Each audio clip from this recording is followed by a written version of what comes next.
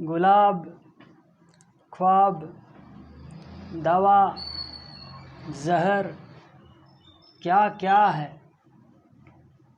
गुलाब, ख्वाब, दवा, जहर क्या क्या है? मैं आ गया हूँ, बताओ इंतज़ाम क्या क्या है? तो जय हिंद। आज के वीडियो में हम बात करते हैं इलेक्ट्रिक करंट यानी लास्ट टॉपिक। आज लास्ट यानी आज ब्लास्ट है ना, यानी कि आज इलेक्ट्रिक करंट से ब्लास्ट कर देना है। आज हम पढ़ेंगे विद्युत बल्ब के बारे में। आखिर इसमें नाइट्रोजन गैस ही अधिकतर क्यों भरी जाती है? आखिर क्या कारण है, क्या वजह है? आइए इस वीडियो में जानते हैं, बिल्कुल आसान भाषा में। ठीक है, तो देखो जैसा कि चित्र में दिखाया गया है, ये एक बल्ब है। ठीक है, अब बल्ब का फिगर उतना अच्छा से बना नहीं है और ये एलईडी बल्ब नहीं है। ठीक है, ये एलईडी बल्ब नहीं है। ये बल्ब जो तुम्हारा जो पहले के समय में आता था, शीशा वाला, कांच वाला, वो वाला बल्ब है। तो उसमें और इसमें बहुत अंतर है। ठीक है, इस सब एलईडी में निष्क्रिय गैस भरा जाता है, जबकि उसमें निष्क्रिय गैस नहीं, इस सब में निष्क्रिय गैस नहीं भरा जाता। एलईडी जो लाइट होता है उसमें, लेकिन जो पहले वाला जो शीशा वाला था उसमें निष्क्रिय गैस भरा जाता है। तो देखो इसमें ये यहाँ पर देखो, ये जो दो बिंदु है, ये दो बिंदु जो जब हम इसको होल्डर में लगाते हैं, होल्डर में, तो ये दोनों टच करता है, यानी एगो ये प्लस रहता है और एगो ये माइनस रहता है। ठीक है, एक प्लस रहता है और एक माइनस रहता है, ये प्लस एक माइनस रहता है। और ये दोनों जो देख रहे हो, ये वाला दोनों जब इसको घुसाते हैं तो इसको घुमाते हैं। घुमाते किस लिए? ताकि वो अटंग जाए उसमें, मतलब फंस जाए।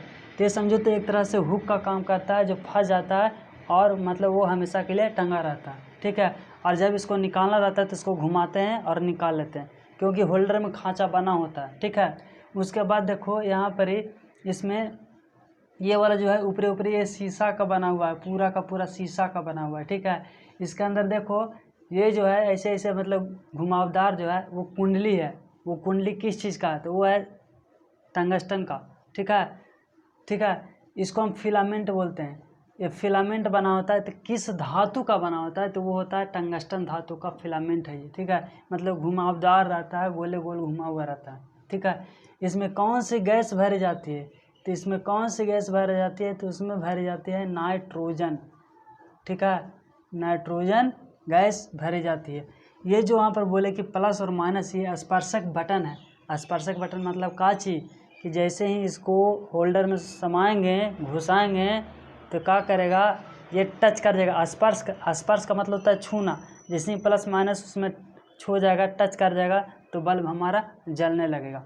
अब देखो नाइट्रोजन गैसिंग क्यों डालते हैं? चूँकि इसका कारण है कि इसमें जो हम डालते हैं नाइट्रोजन गैस, क्योंकि वायुमंडल में सबसे ज़्यादा पाया जाने वाला गैस नाइट्रोजन गैस है अन्य गैसों की तुलना में। जैसे आर्गन है तो ये थोड़ा महंगा पड़ता है। ठीक है, अब 10 रुपये का बॉल लगा बउआ, 8 रुपये का बॉल लगे, ओकरा में उतना महंगा गैस तुमको डालेगा?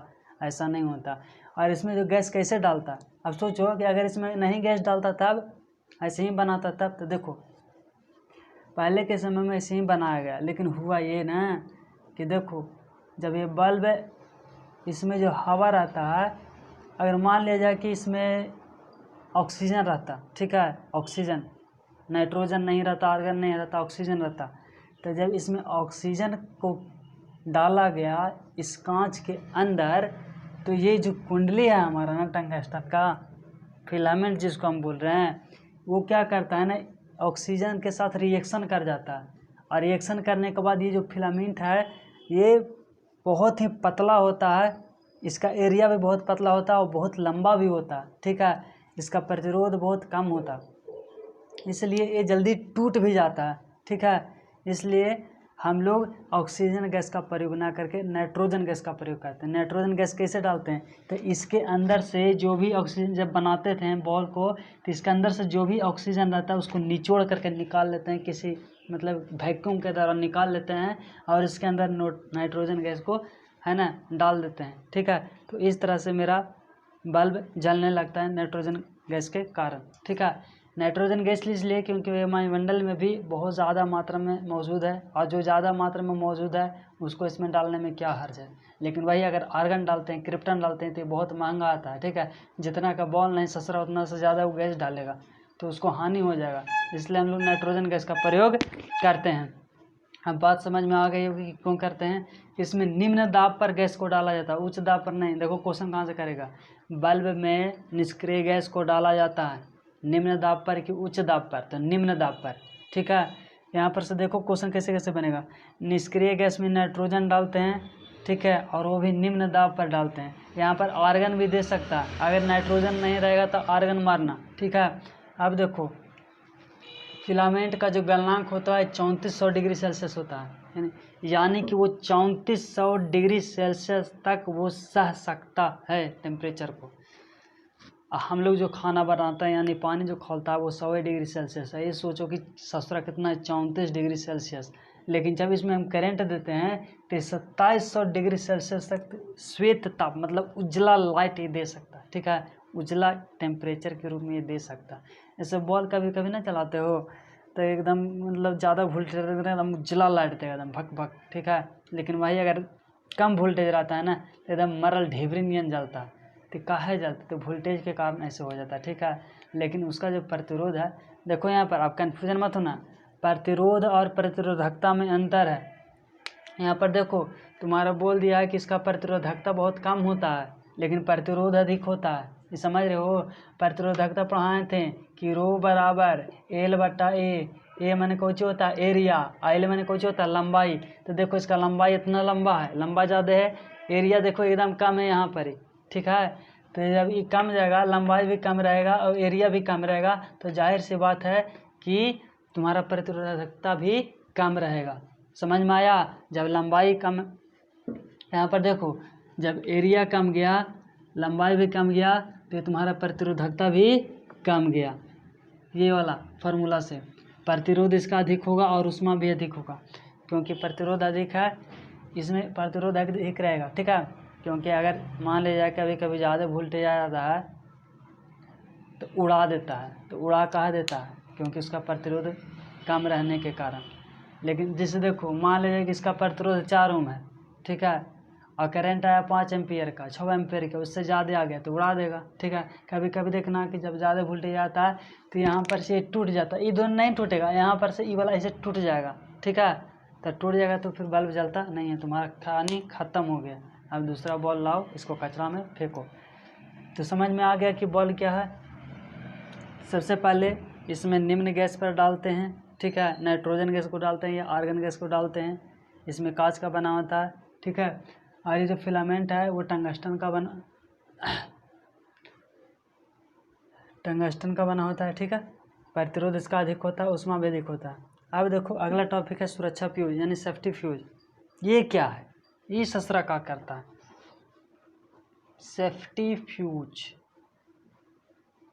देखना बड़े बड़े घरों में या हॉस्पिटल में या तुम्हारे घर में ही लगा होगा कि जैसे ही मेन लाइन आती है ना बोर्ड से या मीटर से, तो देखना वहाँ पर एगो मतलब इस तरह का रहेगा, मतलब उसको खींचते हैं, ठीक है, और फिर उसको लगा देते हैं। ओ कैसा हम बोले हैं, ये तुम्हारा समरसेबल में भी लगा रहता है, ठीक है, अंदर लगा रहता है, बाहर नहीं अंदर में, ठीक है। हम काट करके भी दिखा देते लेकिन अंधेरा हो जाएगा इसलिए हम काट के दिखा नहीं रहे हैं, ठीक है। तो ये जो होता है ना एक तरह से मतलब रहता है, जैसे मान लीजिए कि यहाँ से आया इस तरह से मेरा लाइन आया, ठीक है, यहाँ पर आता है बोर्ड लगा रहता है, तो इसमें मतलब अंदर से ऐसे रहता है, इसको निकाल लेते हैं, ठीक है, निकाल लेते हैं तो लाइन कट जाता है यानी इसका परिपथ कनेक्शन टूट जाता है। लेकिन जब इसको खोजते हैं तो यहाँ से यहाँ के बीच में फिर से करंट पास हो जाता है, वही चीज़ है, इसको यहाँ पर खोज देते हैं, ठीक है। तो जैसे मान लिया जाए इसमें जो देखो ये वाला है इस तरह से स्क्वायर वेव में रहता है, ठीक है, या फिर देखो तो ये जो तार रहता है ना, ये तार तो सीसा टिन के मिश्र धातु का रहता है तार, ठीक है। और ये जो तुम्हारा बना हुआ है ना वो बना हुआ है चीनी मिट्टी का। अब ये चीनी मिट्टी का होता है, तो देखना जहाँ पर भी ट्रांसफार्मर रहेगा या जहाँ पर पुराने समय में जो पॉल रहता है तो पॉल में देखना कि जो एल्युमिनियम वाला तार रहता है ना, तो देखना कत्था कलर का रहेगा गोल गोल, ठीक है। कत्था कलर के गोल गोल रहेगा सबसे ऊपरी में देखना, तो उसी को बोलते हैं चीनी मिट्टी। ठीक है, तो चीनी मिट्टी क्या होता है, वो कमज़ोर होता है, मतलब अगर ज़मीन पर गिराओगे तो पटाख से नहीं टूट जाएगा। ठीक है, वही है। तो चीनी मिट्टी का ये बना होता है पूरा इसका। ठीक है, ये जो ताड़ है वो टीन, शीशा और टीन के मिश्र धातु का रहता है, और ये धातु रहता है। धातु मैंने यहाँ पर चाहे तो प्लेटिनम का दे देगा, या मतलब ऐसे ही चमकता हुआ तांबा, मतलब कांसा नहीं रहता, कुछ और रहता है, मिश्र धातु मतलब रहता है। और ये अलग रहता है और ये अलग होता है, जैसे बोले ना कि यहाँ पर है और यहाँ पर है। ठीक है, तो जब ये वाला यहाँ पर पोर्शन टच करेगा, ये वाला यहाँ पर करेगा, जब इसको लगाएंगे तब।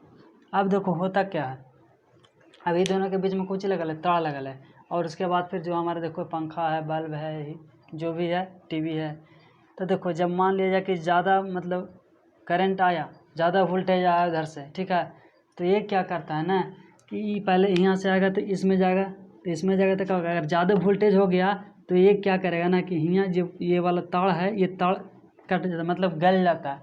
और गल जाता है यहाँ पर, इसका कहानी ख़त्म, यानी कि यहीं से इसका कनेक्शन कट जाता है। ठीक है, तो जब कनेक्शन कट जाता है यानी जो फ्यूज वाला जो तार है वो गल जाता है। ठीक है, तो गल जाता है, तो गल गया, इसका मतलब क्या चाहिए, यहाँ पर जो कनेक्शन है वो वहाँ पर कट गया, यानी इससे जो हमारा, इसके बाद जो हमारा बल्ब था, पंखा था, बॉल था, वो हमारा सुरक्षित रह गया, खाली ये बेचारा का जान चला गया। यानी कि इन लोगों के जान, यानी टीवी, फ्रिज और पंखा, ये सब की जान बचावे के चक्कर में बेचारा खुद बलि हो गया। ठीक है, तो इसका काम ही है बलि होना, मर जाना, है ना, दूसरों को सुरक्षा प्रदान करना लेकिन खुद मर जाना। तो वही ये मर जाता है। होता क्या, इसका गलनांक कम होता है, और गलनांक कम होने की वजह से ये जल्दी गल जाता है। जैसे ही ज़्यादा वोल्टेज आया ये गल गया।